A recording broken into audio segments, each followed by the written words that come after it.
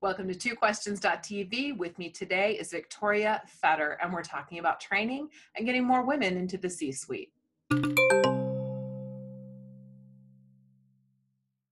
Welcome to twoquestions.tv. I'm Susan Baroncini-Moe. Joining me today is Victoria Fetter. She's the CEO of the Online Marketing Institute, OMI. Celebrating its 10th anniversary, OMI has educated more individuals than any other digital marketing training organization, including students, industry-leading agencies, consultants, and teams for many Fortune 500 companies, startups, and small businesses. Victoria, welcome. Thanks for being on the show. Thanks so much, Susan. Glad to be here. Well, I am excited to have you and to actually officially meet you because I've done some training for you. I've done training for OMI in the past. That's true. That's true. Our arms, our tentacles are far and wide in the marketing world. Indeed. So, okay, you and your company experts in training, no question. What do you wish more people knew about training, both from the student perspective as well as from the trainer perspective? And how can people be better students, and how can trainers be more effective? So, complex question. What do you wish more people? Yeah, it's a lot. I only get two, so I try to pack a lot in sometimes. But cheating. We'll cheat. We'll do a bonus question. How about this? What do you wish more people knew about training from the student and training perspective? So I think my biggest frustration, and I think OMI's biggest frustration, is that people don't put aside enough time for training and improving themselves. Yes.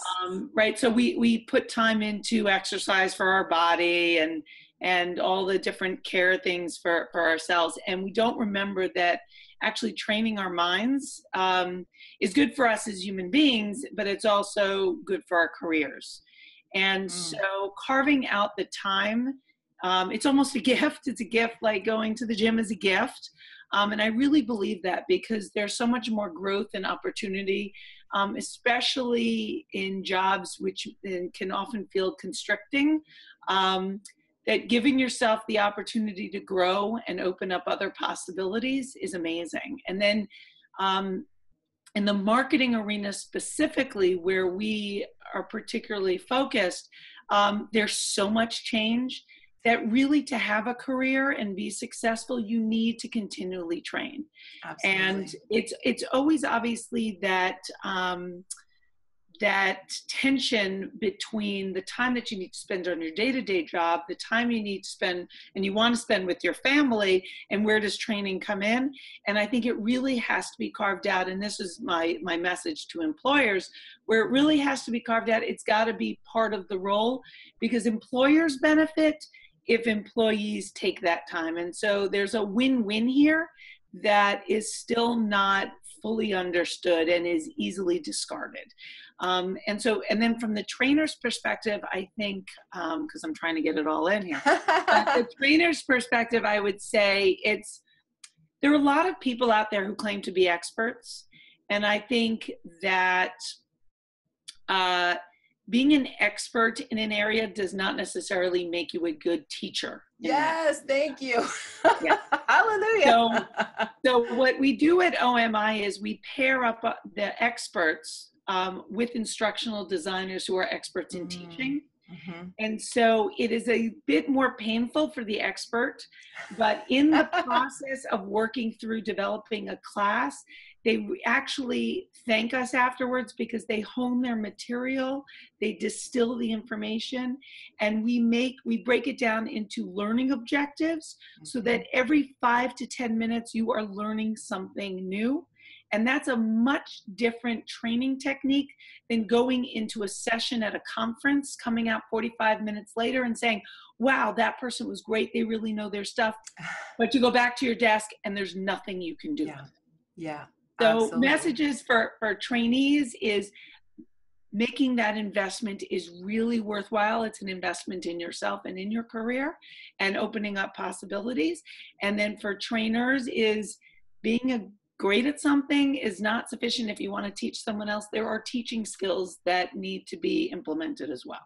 I have to say that is absolutely true. And I learned in graduate school, I had just enough of a brush with instructional design and that department that I became completely aware of this whole world. I mean, instructional design is its own field. And I think a lot of people don't even know that. And my goodness, it's so important.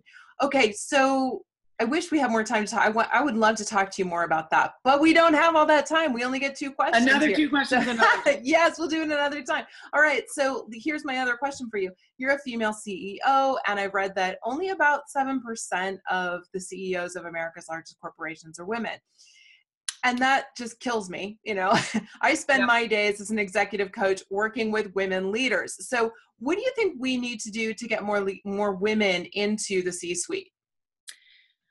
I think, it takes a certain type of woman that's going to have to break down a lot of these barriers. I think it will be different for our children. I think the barriers are being reduced by each subsequent generation. Mm-hmm. I think it is still hard. I think it is hard because I was just having this discussion recently, we still maintain the remnants of the traditional roles that we want to play at home. And I think that limits our ability to travel. It limits our ability to have the longer days that are sometimes required to make it into the senior roles. We feel the guilt much more intensely about where we need to be other than work. And for all the talk of work-life balance, it's really hard to get that balance. Yes, it is. And I think what's interesting for me personally is I'm at a different stage where I'm not the young person trying to get up there with young children. And I don't see how you meld it, at least not from the position I have 4 children. But I'm at the point where they're starting to leave the house and they're more independent. And so for me, it's fulfilling now for me. It's my turn, to focus on things that I need to be and grow. Mm-hmm. And this is a role that's great for me. And I'm able to dedicate the time to it. And the hours are sometimes long. The travel is necessary. And I can do that.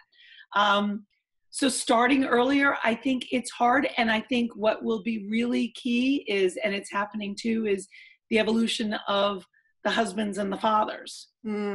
Because as it becomes more of a partnership, which it has been, it makes it easier for either one to get that senior position. I honestly think it is really hard to raise a healthy family with 2 people in senior positions. I'm sure it's doable, but I think there's something missing for the family up at that stage. So, but if you can balance that and you have a great partner, I think women can achieve anything that a man can. And being the fact that we have the children shouldn't make the difference. It's the longer term raising of them and keeping really a family life so that they have a healthy home at the same time that you're fulfilling your career goals. Mm-hmm. So it would be great to have more women in the C-suite. I think it's happening. I think it's going to take more time. I do too. And I also think that there's this, when we talk about work-life balance, we're typically talking about time and, making sure you have enough time and energy dedicated to all the different areas of your life. But I notice in my clients that there's a shift that has to happen between being at work where there's almost a male energy, you're aggressive, you're assertive, you're, going after doing things, you're really focused. And then at home, there's a more feminine energy where, we're with our families and we're being more nurturing. And I think that there is a balance there too, a different kind of balance in a way. Do you see that? I do, but I think men have that as well. I don't think that's unique to women. I think you don't have to be aggressive necessarily. I think assertive is the word I would use as opposed to aggressive. I think you need to be assertive in the workplace. I think you cannot be bullied by others. And you need to be opinionated, but also be flexible to hear other people's opinions, all that.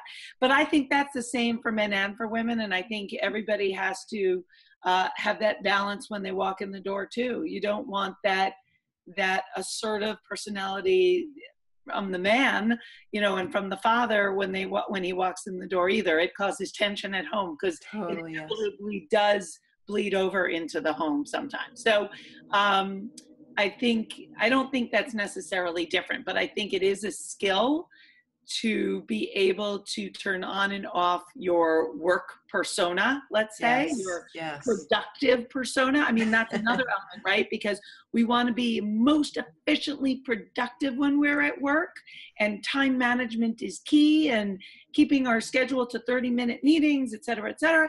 And you come home and kids don't do that. You know, they don't work on schedules like that. They're not always the most productive, and you want them to be creative. You need them to explore. Yeah. So there's changing over a lot of things, from walking out of that office, you know, and walking into the home, that I think that is part of the challenge. And you need some detox time. And I think every person, every woman, every father, every mother needs to figure out what they need to make that transition. And I think, again, that's true for both men and women. Fair. Interesting point. And I hadn't thought about it that way, but you're right. Men do it too. Absolutely. Goodness. Well, Victoria, I know you've got to scoot, and I've asked you my 2 questions. So thank you so much for being on the show today. It's been a pleasure. Thanks so much, Susan. I'd love to have you back when you have the time. Absolutely. Look forward to it in 2018. Can't believe we're almost there. No, I can't hear it. Thank you so much. It was very nice to meet you. And viewers, thanks so much for watching. We'll see you next time.